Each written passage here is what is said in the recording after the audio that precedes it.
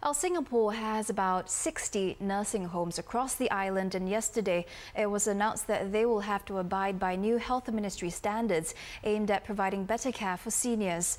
The new standards take effect next year, but nursing homes will have a one-year grace period to adjust.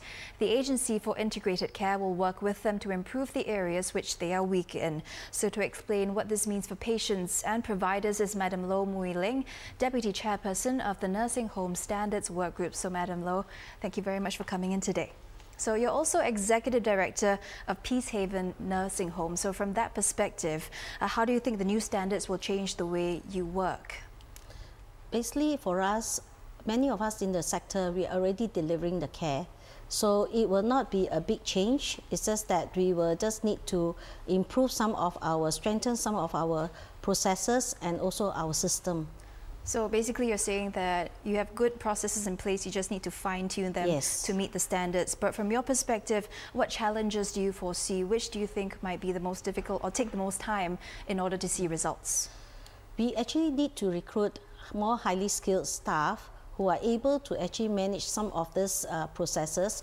For example, in terms of risk management, and also because previously we have been actually doing a lot of multitasking. So now what we need to do is, in order to strengthen the processes, we need to employ staff specially dedicated to do all these continuing improvement projects.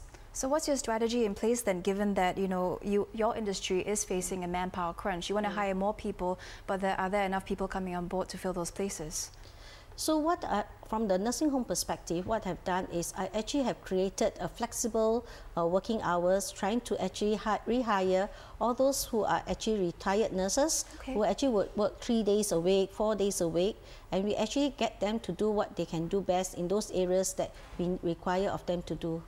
Okay, so during the public feedback or public consultation exercise, what kind of feedback did you get which were key to drafting the new standards?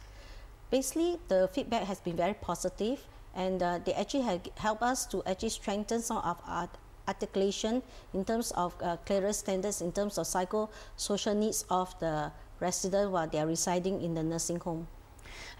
We had a story earlier about a bed crunch in a lot of hospitals, and it's a problem that a lot of nursing homes are facing as well. So how are you managing that situation at Peacehaven?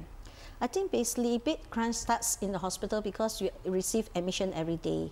Whereas for the nursing home, when we have a bed turnover, the patients who are being referred to us are coming through the Agency for Integrated Care, and so our beds are always going at 100% capacity. Wow, okay, so going forward there'll be a need for more nursing homes, more bed space given our aging population. So what would you say are other problems which need to be addressed in the long run? In the long run, what we need to do is we need to actually recruit staff to actually be able to carry out the delivery of care. And because of that, we are actually augmenting it with foreign staff. Okay, so it's still a manpower issue. Yes, it's still a manpower issue.